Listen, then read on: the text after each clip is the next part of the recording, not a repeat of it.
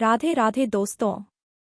हमारी आज की कहानी का शीर्षक है माँ को नौकरानी बनाकर रखने वाले बेटा बहू को जब माँ की असलियत पता चली तो उनके उड़े होश। माँ कैसी हैं आप? रवि ने फोन पर पूछा तो नीताजी, जो बहुत समय से अपने बेटे की आवाज तक सुनने को तरस गई थी, मारे खुशी के भर्राई आवाज में बोली, मैं ठीक हूँ बेटा। बहुत समय बाद फोन किया, आज माँ की याद कैसे आ गई? तभी रवि बोला, वह माँ बात ऐसी है कि काम की व्यवस्था के कारण मैं तो आपसे मिलने नहीं आ सकता, और पिताजी के जाने के बाद आप भी तो बहुत अकेली हो गई होंगी। इसीलिए आपकी बहू और मैं चाहते थे कि अब आप हमारे साथ ही रहे। अपने बेटे के मुंह से अपने लिए चिंता भरे शब्द सुनकर बरसों से अपने बेटे से दूर रह रही नीताजी की आंखें भर आई। वर्षों बाद आज उन्हें ऐसा महसूस हुआ कि जैसे उनका अपना भी कोई इस दुनिया में रहता है। तो बेटे के मुंह में बंधी नीताजी ने तुरंत खुशी खुशी हाँ कर दी। फिर रवि ने कहा, माँ मैं 1 सप्ताह बाद का टिकट करा देता हूँ, आप आ जाइएगा। अच्छा माँ, एक काम कीजिएगा, आप किसी अच्छे प्रॉपर्टी डीलर से बात करके अपने गांव वाले मकान और अचार की फैक्ट्री को बेच दीजिए और उन पैसों को मेरे अकाउंट में ट्रांसफर करवा दीजिए। इससे पहले कि नीताजी कोई कारण पूछती, उससे पहले ही उनके बेटे रवि ने कहा, माँ बात यह है कि मैंने यहाँ लोन पर अपना एक फ्लैट खरीदा है और उस लोन को चुकाने के लिए मुझे पैसों की बहुत ज़रूरत है। इसीलिए अब जल्दी से सब कुछ बेचकर पैसे मेरे अकाउंट में ट्रांसफर कर दीजिए। बेटे की बात सुनकर नीताजी बोली, बेटा अगर तुम कहते हो तो मैं मकान बेच देती हूँ, उससे इतना पैसा तो आ ही जाएगा कि तुम्हारा लोन उतर जाए। लेकिन फैक्ट्री को मैं नहीं बेच सकती, उस अचार की फैक्ट्री से बहुत सी औरतों के रोजगार जुड़े हुए हैं। फैक्ट्री न बेचने की बात सुनकर रवि का मुंह बन गया, लेकिन फिर थोड़ी देर कुछ सोचकर बोला, ठीक है माँ, लेकिन जरा जल्दी कीजिएगा। ऐसा कहकर रवि ने फोन रख दिया। आज पूरे 6 महीने बाद नीताजी के बेटे रवि ने उन्हें फोन किया था। काफी समय से नीताजी गुमसुम सी रहती थी, लेकिन आज जब उनके बेटे का फोन आया तो उनकी खुशी का ठिकाना नहीं रहा। लेकिन फोन उठाते ही उनके बेटे ने जो कहा, वह सब सुनकर वह फिर से उदास हो गई। अभी तक जिस चेहरे पर अपने बेटे के फोन आने की खुशी थी, वह खुशी एक ही पल में कहीं गायब हो गई। सब कुछ शून्य सा हो गया। परंतु उनके मन को यह तसल्ली हुई कि अब उन्हें अपने बेटे बहू और पोते के साथ रहने को मिलेगा। इसके लिए वह बरसों से तरस रही थी। इसीलिए अपने बेटे के कहने पर वह अपना खुद का मकान बेचने को राजी हो गई। देखा जाए तो नीताजी गांव के लोगों के लिए किसी प्रेरणा से कम नहीं थी। वर्षों पहले एक भयानक एक्सीडेंट में उनके पति की मृत्यु हो गई थी। उस समय नीताजी के पास कुछ जमीन थी जो उनके ससुर जी ने उनके नाम पर कर दी थी, जिसके सहारे उनका अच्छा गुजारा होने लगा था। परंतु अपने बेटे रवि की उच्च शिक्षा का खर्च निकालने के लिए धीरे धीरे उन्होंने सारी जमीन बेच दी। लेकिन फिर घर का चलना मुश्किल हो गया और फिर उन्होंने अचार बनाकर बेचना शुरू किया। धीरे धीरे उनके आचार का काम इतना फैल गया कि उन्होंने 4 कमरों की एक फैक्ट्री भी डाल दी। उनकी फैक्ट्री में गांव की बहुत सी औरतों को रोजगार मिला हुआ है। वह औरतें भी कुछ पैसे कमाकर आत्मनिर्भर बन पाई हैं। नीताजी का बेटा दिल्ली में रहता है, जो पिछले कई वर्षों से घर नहीं आया। दिल्ली में ही रहते हुए उसने एक मॉडर्न लड़की से शादी भी कर ली। उनका 7 साल का एक बेटा भी है। अंतिम बार रवि अपनी माँ के पास उस समय आया था जब उसने नई नई शादी की थी। परंतु उसकी मॉडर्न पत्नी मेघा को गांव का माहौल बिल्कुल भी पसंद नहीं था। इसीलिए 2 ही दिनों में वे लोग चलते बने और उसके बाद गांव कभी नहीं आए। गांव वाले अक्सर आपस में बातें किया करते कि नीताजी का बेटा बड़ा ही धोखेबाज है, वह नीताजी से बिल्कुल भी प्यार नहीं करता। क्या भला कोई बेटा अपनी माँ से इतनी वर्षों तक दूर रह सकता है?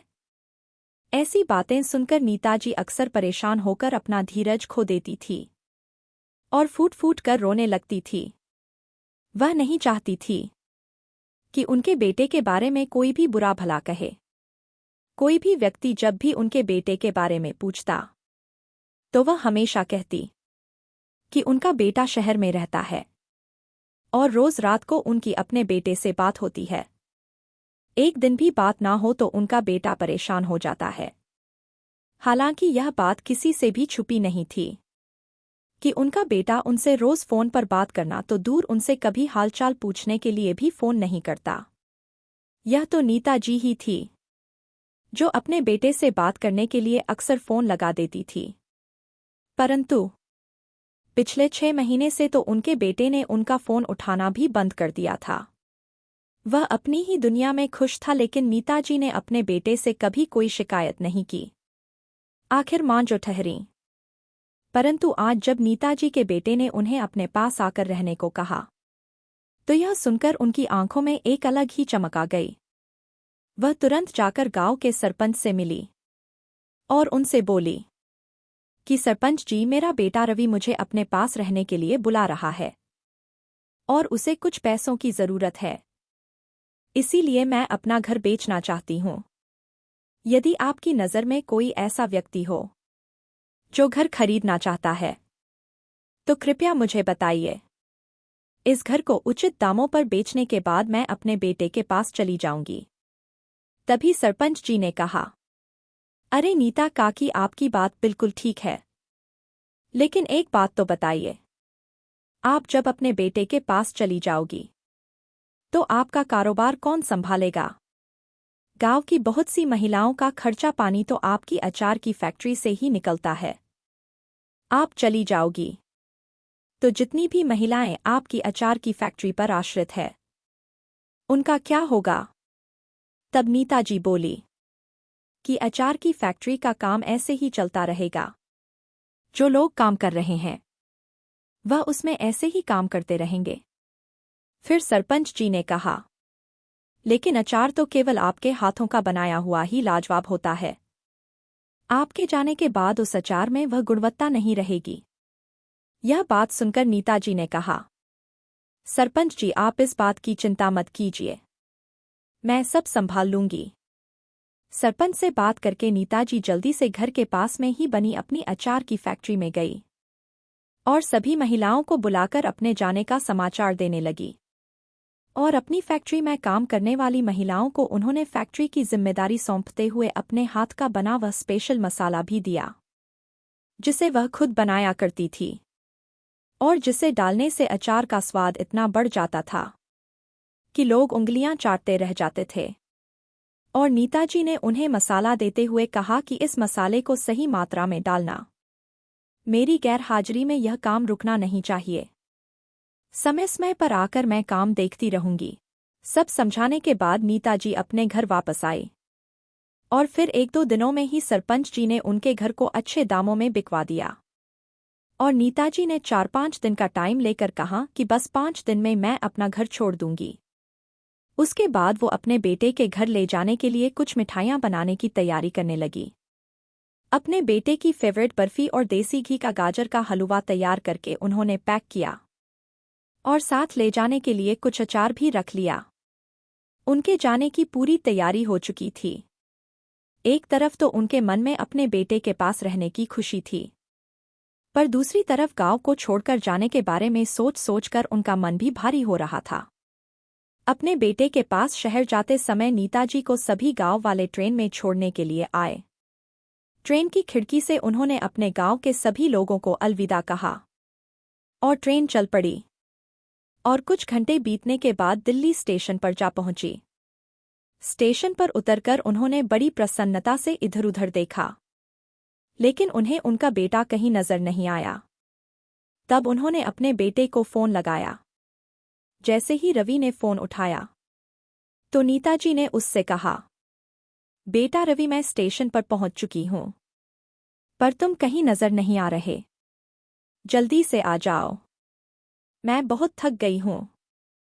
अपनी मां की बात सुनकर रवि ने कहा, मां थोड़ी देर इंतजार करो, मैं कुछ ही समय में पहुंचता हूं। रवि अपनी पत्नी मेघा के साथ उस समय एक पार्टी में था। जैसे ही आने लगा तो उसी समय उसकी पत्नी ने कहा कि मेरी सहेली के एंगेजमेंट पार्टी से इतनी जल्दी हम वापस चले जाएंगे तो वह बुरा मान जाएगी। माँ जी को थोड़ी देर में ले आना तो क्या फर्क हो जाएगा। उधर नीताजी इंतजार करते करते थककर चूर हो गई, लेकिन रवि का कोई अतापता नहीं था।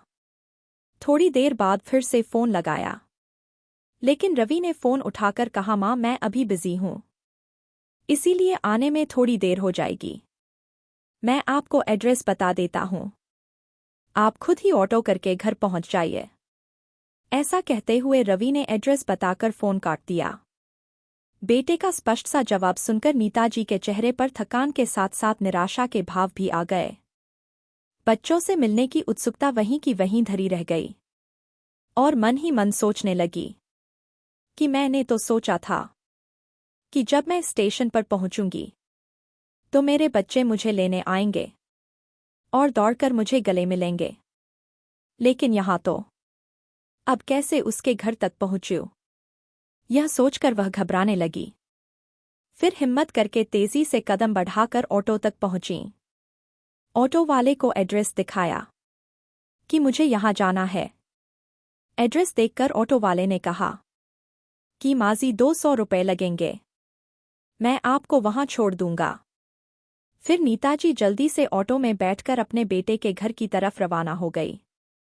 करीब आधे घंटे बाद वह रवि के फ्लैट तक पहुंच गए, लेकिन मुसीबत यहीं खत्म नहीं हुई थी।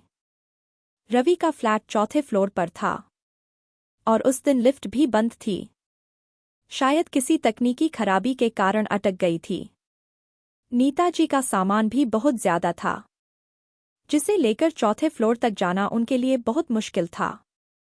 तभी ऑटो वाले को उन पर दया आ गई और बोला, माजी लाइए, आपका सामान मैं ऊपर तक चढ़ा देता हूं। ऑटो ड्राइवर ने तुरंत सारा सामान चौथे फ्लोर तक पहुंचा दिया। नीताजी ने उसे ढेरों आशीर्वाद दिए और डोर बेल बजाई। अब तक उनके बेटा बहू भी घर पर आ चुके थे। नीताजी के बेटे रवि ने दरवाजा खोला। इतने समय के बाद अपने बेटे को देखते ही उनके चेहरे पर खुशी भरी चमक आ गई।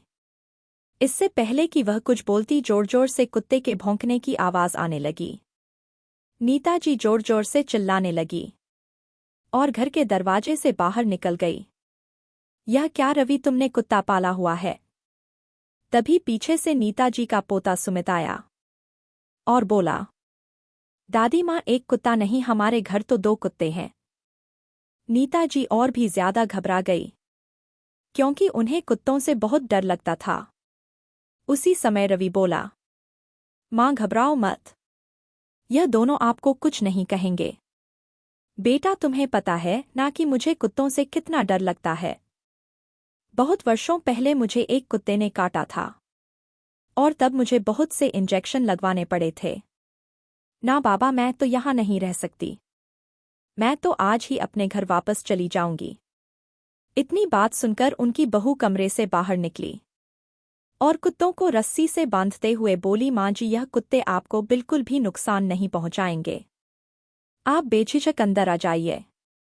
थोड़े दिनों में ही आपके साथ इतने घुल मिल जाएंगे कि आपको बिल्कुल तंग नहीं करेंगे।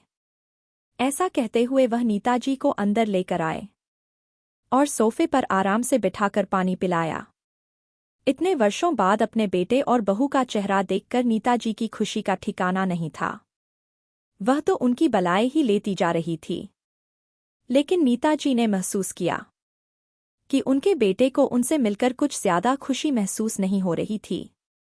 उल्टा उसका मुंह बना हुआ था। लेकिन नीताजी ने इन सब चीजों को नजरअंदाज करते हुए अपने चेहरे पर खुशी के भाव बनाए रखे। लेकिन रवि को अपनी मां से कोई सरोकार नहीं था। नीताजी गांव से बनाकर लाई हुई सारी चीजें अपनी बहू को देने लगी और सब कुछ देने के बाद अचार का डिब्बा निकाला और मेज पर रख दिया। जैसे ही अचार का डिब्बा निकाला, रवि बौखला उठा और झुझलाते हुए बोला, आप यहाँ भी अचार ले आई?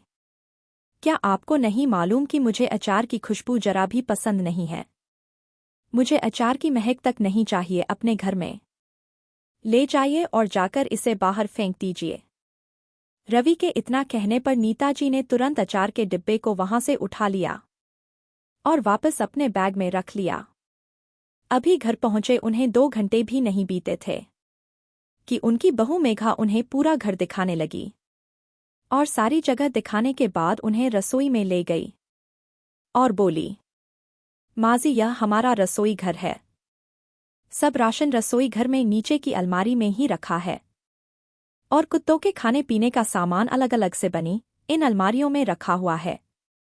ऐसा कहते हुए एक एक करके बारीकी से सारे सामान के बारे में बताने लगी कि कौन सा सामान कहाँ रखा है। नीताजी यह सोचकर हैरान थी कि उनकी बहू आते ही यह सारी बातें उन्हें क्यों समझा रही है, कि कौन सी चीज कहाँ रखी है, यह सब बातें क्यों बता रही है। यह बात वो समझ नहीं पा रही थी। इतने में उनका बेटा सुमित आकर बोला, दादी क्या आपको मालूम है कि हम 1 महीने की छुट्टियों के लिए बाहर घूमने जा रहे हैं। हम वहां पर खूब मस्ती करेंगे। यह बात सुनकर नीताजी प्रश्नवाचक निगाहों से अपने बेटे बहू की तरफ देखने लगी। तभी उनका पोता सुमित फिर से बोला, अरे दादी आपको नहीं पता था क्या? तभी तो पापा मम्मी ने फोन करके आपको यहाँ पर बुला लिया है ताकि हमारे जाने के बाद कुत्तों का ध्यान रखा जा सके और घर की देखभाल कर सके। यह बात सुनकर तो नीताजी के पैरों तले जमीन ही खिसक गई थी। उनके आश्चर्य का ठिकाना नहीं रहा, क्योंकि अब तक तो वह यही सोच रही थी कि उनके बेटे बहू को उनकी बहुत चिंता है, जिस कारण उन लोगों ने उन्हें वहां बुलाया है। वह कुत्तों से बहुत ही दूर रहती थी और अब तो उन्हें उनकी देखभाल करनी पड़ेगी। यह बात सोचकर नीताजी ने कहा, बेटा तुम तो जानते हो कि मुझे कुत्तों से कितना डर लगता है, फिर भी तुम मुझे यहाँ अकेला इन कुत्तों के साथ छोड़कर जा रहे हो। मुझसे नहीं हो पाएगा यह सब। तभी रवि ने अपनी माँ को समझाते हुए कहा, यह आप कैसी बातें कर रही हो माँ? यह कुत्ते बस 2-4 दिन ही परेशान करेंगे आपको, उसके बाद तो इन दोनों से आपकी दोस्ती हो जाएगी। ऐसा कहते हुए रवि अपने कमरे में चला गया। उधर बेचारी नीताजी ने तो यह सोचा था कि वह अपने बेटे बहू के साथ हंसी खुशी रहेगी, लेकिन यहाँ तो बेटे बहू ने उन्हें अपने घर की नौकरानी बनाकर रख दिया। तभी उनकी बहू मेघा बोली, माँ जी आप यहाँ अकेली नहीं रहेगी, कामवाली बाई तो रोज आती है, वह आपकी हर काम में मदद करेगी। खैर जब रात बीती और सुबह हो गई तो बेटा बहू अपने बेटे के साथ खुद छुट्टियां मनाने के लिए सामान पैक करके निकल पड़े। अब घर में बची सिर्फ नीताजी, परंतु फिर भी उनके मन में एक संतुष्टि थी कि चलो कामवाली बाई तो आ ही जाएगी तो उनका काम थोड़ा हल्का हो जाएगा। अभी वह सोच ही रही थी कि अचानक फोन की बेल बजी। उनकी बहू मेघा ने फोन पर कहा, माँ कामवाली बाई कुछ दिनों के लिए नहीं आ सकती।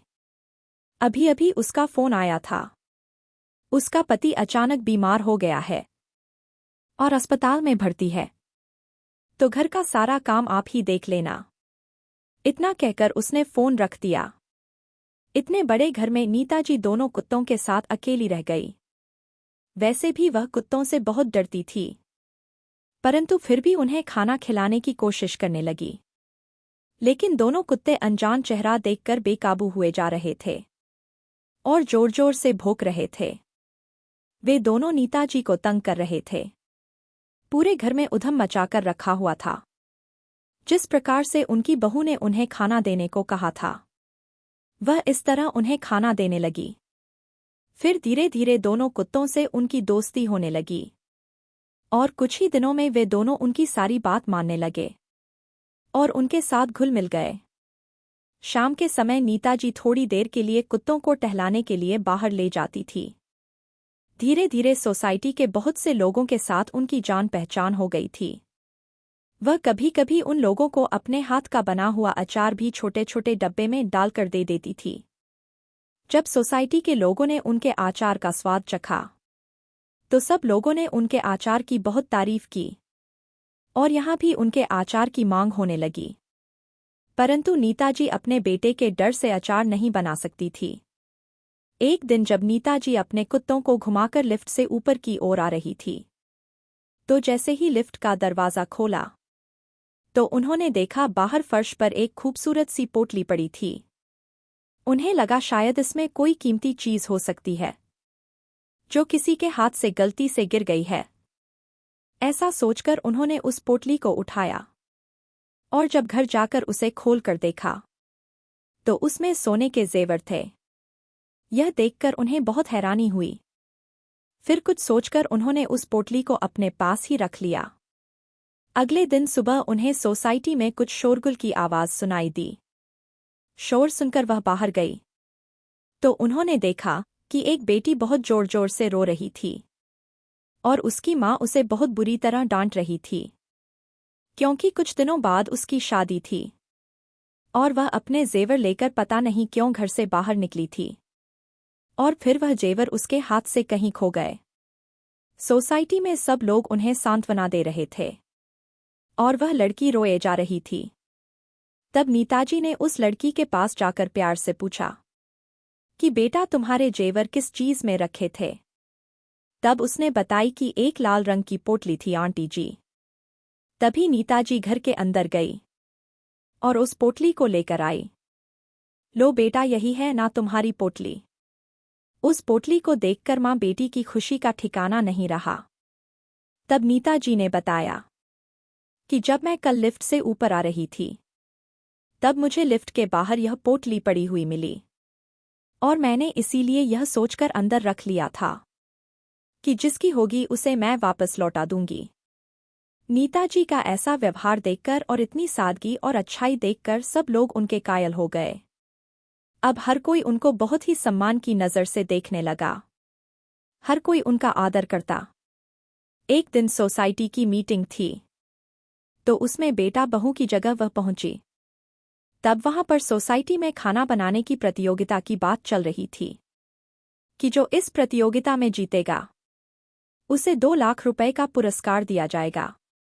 कई लोगों ने हाथ खड़े किए, लेकिन नीताजी चुप रही। तब सोसाइटी के ही लोगों ने कहा कि काकी जी, आप तो इतना अच्छा अचार बनाती हैं, आप क्यों नहीं इस प्रतियोगिता में भाग लेती? देखना आप जरूर जीतेंगे। पहले तो नीताजी ने मना किया, लेकिन लोगों के द्वारा फोर्स करने पर फिर मान गई और उन्होंने प्रतियोगिता में तरह तरह के अचार बनाए। कई लोगों ने बहुत अच्छी अच्छी खाने की सामग्रियां बनाई थी, लेकिन नीताजी के अचार का मुकाबला किसी से भी नहीं था। इसीलिए नीताजी वह 2 लाख रुपए का पुरस्कार जीत गई और बहुत खुश हुई। आज नीताजी बहुत खुश थी, क्योंकि आज ही उन्हें पुरस्कार मिला था और आज ही उनके बेटा बहू घूमकर वापस लौट रहे थे। नीताजी जैसे ही घर वापस लौट कर आई, अभी उन्होंने घर का दरवाज़ा भी नहीं खोला था कि तभी पीछे पीछे उनके बहू बेटा भी घूमकर वापस लौट आए। जब उन लोगों ने दरवाज़ा खोला तो अंदर का हाल देखकर बहू तो अपनी सास पर चीख पड़ी। अंदर कुत्तों ने उधम मचा रखा था। एक तरफ के पर्दे भी फाड़ दिए थे और थोड़ा सा सामान बिखेर रखा था। बहू बहुत जोर से चिल्लाकर बोली, माँ जी, आपसे कुछ दिन घर भी नहीं संभाला गया। क्या इसी के लिए आपको लेकर आए थे? क्या फायदा आपको यहाँ रखने का, आपको खिलाने पिलाने का? यह सब सुनकर सासू माँ के तो होश उड़ गए। उनकी खुशी धरी की धरी रह गई। वह तो अपने बच्चों को बताना चाह रही थी कि उन्होंने इनाम में 2 लाख रुपए जीते हैं, लेकिन उनकी बहू कुछ सुन ही नहीं रही थी। फिर भी उन्होंने बताया कि वह प्रतियोगिता में भाग लेने गई थी, इसीलिए पीछे से ऐसा हो गया और उन्होंने 2 लाख रुपए भी जीते हैं। लेकिन उनकी बातों को बहू बेटे ने अनसुना कर दिया और उन पर जोर जोर से चीखने लगे। नीताजी की आंखों में आंसू आ गए। तभी उन्होंने चुपचाप अपना बैग पैक किया और सुबह अंधेरे ही बहू बेटा को बिना बताए घर से बाहर निकल गई। जब सुबह बहू उठी तो उसने देखा घर में माजी नहीं है। सारे में ढूंढने के बाद बेटे ने माँ को फोन किया माँ ने फोन उठाया तो बेटा चीखते हुए बोला, माँ तुम्हें कुछ अकल है या नहीं? बिना बताए कहीं भी चली जाती हो। मैं और मेघा कितना परेशान हो रहे हैं यहाँ पर। तुम्हें तो किसी बात की चिंता ही नहीं है, बस अपने से मतलब है। तब माँ बोली, बेटा तुम्हें मेरी चिंता करने की कोई जरूरत नहीं है। मैं अपने घर वापस जा रही हूँ और मैं ट्रेन में बैठ चुकी हूँ। और हाँ, तुम्हारे लोन के पैसे तो मैंने घर बेच कर दे ही दिए थे। साथ ही अलमारी में 2 लाख रुपए रखे हैं, उन्हें भी ले लेना। और अब मेरे पास आने की कोई जरूरत नहीं है।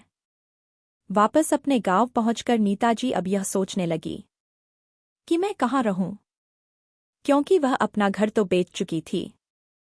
फिर उन्होंने अपनी फैक्ट्री के ही एक कमरे में रहना शुरू कर दिया और साथ ही अपना अचार का कारोबार बढ़ाया और वह समाज सुधार कार्यों में भी भाग लेने लगी। उनके इस परिश्रम के चलते 8 से 10 सालों में ही उनका कारोबार बहुत अच्छा चल निकला। साथ ही उन्हें समाज सुधार कार्यक्रमों के लिए सरकार की तरफ से पुरस्कार भी दिया गया। जब यह बात बेटा बहू को पता चली तो वह शर्मसार हो गए और दौड़े दौड़े माँ के पास आए और उनसे लिपटकर उनसे माफ़ी मांगने लगे कि माँ हमें माफ़ कर दो, हमसे गलती हो गई जो हमने आपको इतना सताया। माँ अब आप हमें माफ़ कर दो, आगे से ऐसा नहीं होगा। ऐसा कहकर दोनों उनके पैरों में गिर पड़े। अपने बेटा बहू को ऐसा देखकर नीताजी की आंखों में भी आंसू आ गए और उन्होंने उन दोनों को माफ़ कर दिया। बोली, बेटा माँ तो कभी भी अपने बच्चों का बुरा चाहती ही नहीं। ठीक है, जो तुमने किया उसके लिए मैं तुम्हें माफ़ करती हूँ। उसके बाद बेटा बहू अपनी माँ को अपने साथ ले जाना चाहते थे, लेकिन माँ ने मना कर दिया। उन्होंने कहा, तुम अपने घर में खुश रहो, मैं यहाँ खुश हूँ। हाँ, समय समय पर हम मिलते रहेंगे। फिर दोनों बेटा बहू अपने बेटे के साथ खुशी खुशी वापस लौट गए। दोस्तों, किसी ने सही ही कहा है कि माँ सब कुछ कर सकती है, अपनी आंखों में आंसू ला सकती है, लेकिन अपने बेटे की आंखों में आंसू देखकर कोई भी माँ तुरंत पिघल जाती है। बेटा माँ को कितना भी रुला ले, लेकिन माँ अपने बच्चों को नहीं रुला सकती। दोस्तों, आपको यह कहानी कैसी लगी? क्या नीताजी को अपने बेटे के साथ वापस जाना चाहिए था? कमेंट में ज़रूर बताइएगा। साथ ही अगर आपको कहानी अच्छी लगी हो तो वीडियो को लाइक करें। चैनल पर नए हो तो चैनल को सब्सक्राइब करें। हमारे साथ अंत तक बने रहने के लिए धन्यवाद। जय श्री राधे।